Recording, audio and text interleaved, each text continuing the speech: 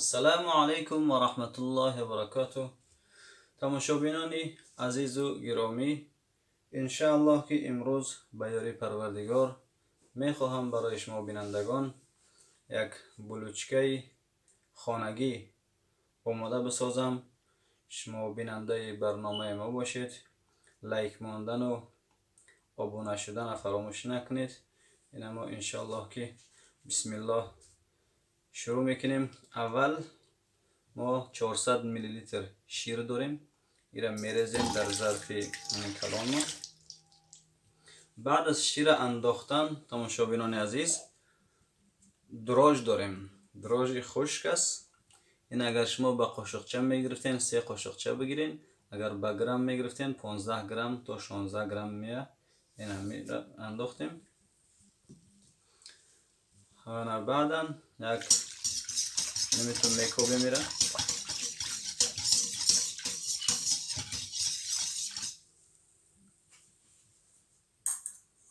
ایرا که کفتیم تماشابینان گرامی، میگذاریم که 1 دقیقه وره همین دم بخوره. اینا گذاشتیم که 1 دقیقه دم خورد. بعد چیکار میکنیم؟ اینجا 235 گرم شکر داریم. 235 گرم هم در این ظرف کلان که داریم میاندازیم. باز ایرم آمیخته میکنیم. به همین ترتیب آمیخته میکنیم که شکرش آب شود. اینا آمیخته کردیم که شکرش آب شد. من یک کمتر نمک اضافه میکنم، تقریبا 1 گرم نمک است. باز 5 گرم ونیلین است، ونیلین هم اضافه کردیم. باز هم که آمیختهش میکنیم. یعنی خلاص. انا 150 گرم مسکن دارم. یعنی مسکن رو ببینید 150 گرم مسکن است. این مسکن من در یک بالای حرارت گرمی میگذارم که آب شود. بعد ایرم در این اضافه میکنیم. این بینندگان مسکن ما هم آب شد. 150 گرم بود البته اینجا. من پیشتر گفته بودم. بازم آمیخته کردیم. اکنون نوبت به تخم رسید. اینجا ما 4 دانه تخم داریم. یعنی 4 دانه تخم را شکسته در داخل اضافه میکنیم. اینا ببینید که 4 دانه تخم هم نمایان است. این را آمیخته میکنیم. هر 4 تخم هم خیلی زیاده آمیخته میکنیم. تماشابینان گرامی، نوبت به آرد رسید. من در اینجا 1 کیلو و 50 گرم آرد دارم. آرد چیکار میکنیم؟ آرد میبیزیم، الک میکنیم. شما همیشه الک کنین بهتر است آرد. اینو به همین ترتیب قطعی الک میکنیم. این همه آرد مونه 1 کیلو و 50 گرم آرد داشتیم، الک کردیم در داخل ظرف. بعد بسم الله گفته خمیر مونه چی آهسته آهسته همینطور خمیر میکنیم به همین ترتیب قطعی تا که خمیر ما آماده شود.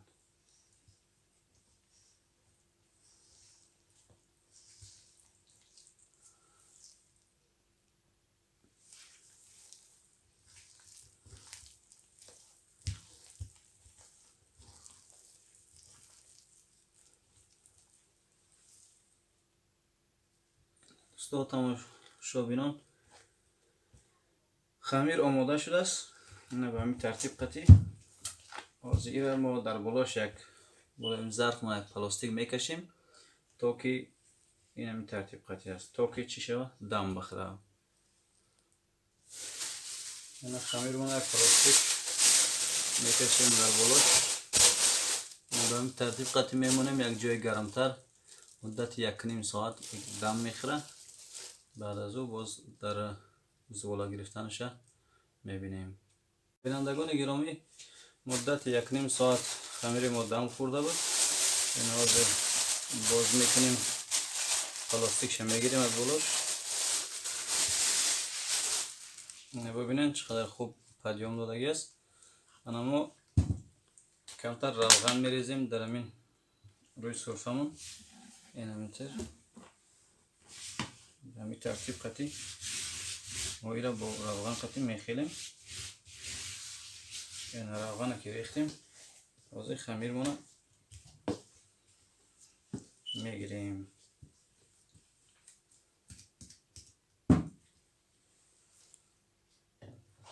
این خمیرمون که گرفتیم این همین ترتیب قطعی یک کم تا دمی روغن. انا خمیرمون 30 دانه می شود. این ترازو داریم در اینجا 68 گرم. این همین ترتیب 68 گرمی کمتر اضافه شد. یعنی 68 گرمی 30 دانه زغالچه میگیریم.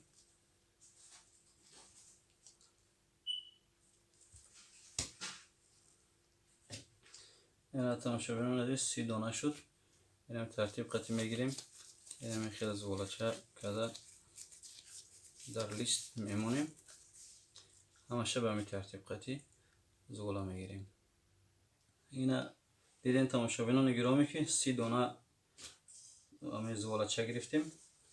حالا بالایی را میپوشانیم. این همین خیلی بالاشون هم میپوشانیم. اینا را میگذاریم در همین کامل تمپراتور را بگیم یک جای گرمتر باشد.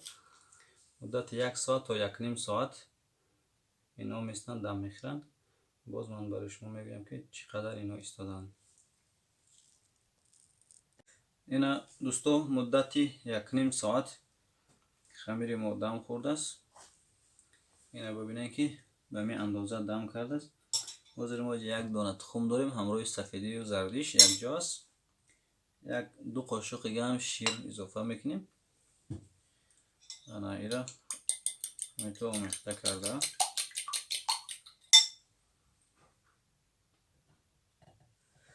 شما میتونید که زردی تخم تنها با شیر بزنین یا که سفیدی داشته باشین اضافه سفیدیش هم. من به خاطری که گفتم که زردی اگر تنها بگیرم با سفیدیش اسراف میشه به اون خاطر هر دوش یک جای هیچ کار نمیکنه. اینا بالای ایرم این همین ترتیب قطعی بگیم که مزید میکنیم میشکیم. این همشه همه خیل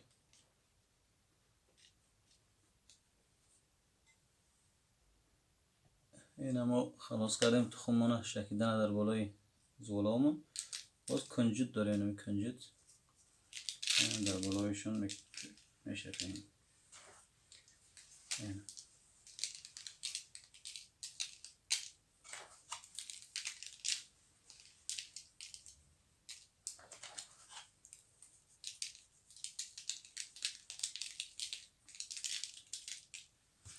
تمام دوستان عزیز 180 درجه میگذاریم تفتانمون دخوفکمون. این در داخل دخوفک گذاشتیم.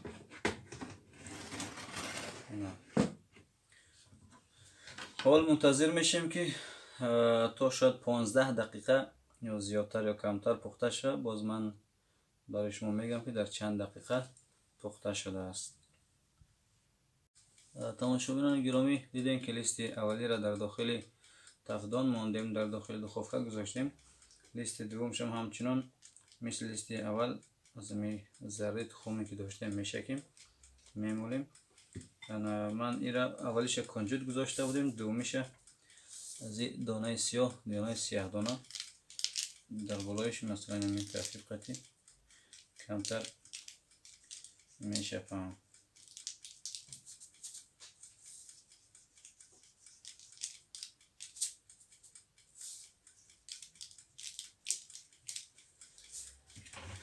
این است تماشاگران عزیز. حال منتظر میشم که لیست اولی را بگیرم لیست دومی را در داش بگذارم.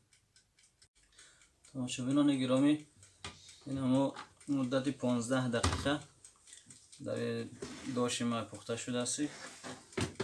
این لیست اولی ما که گرفتیم چیکار میکنیم لیست دومی را در جاش میگذاریم. لیست دومی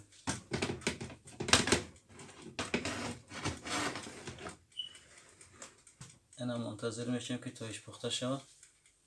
اینا بینندگان گرامی لیست دوم هم میگیریم.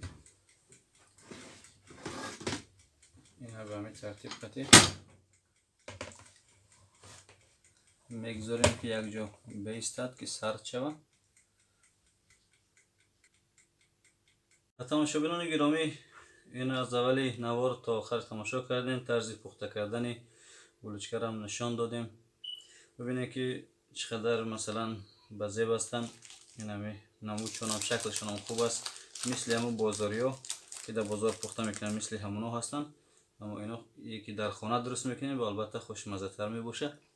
اینا داخلش هم ببینید چقدر نرم است داخلش. اینا به همین ترتیب قطعی کاواک از داخلش نرم است. تماشاگران گرامی، آبونه شدن فراموش نکنین. نوارهای ما را به دوستاتان روان کنین. دیگه لایک زیر کن. الله یار و مددگاری همه ما و شما باشد تا نوارهای بعدی. السلام علیکم و رحمت الله و برکاته.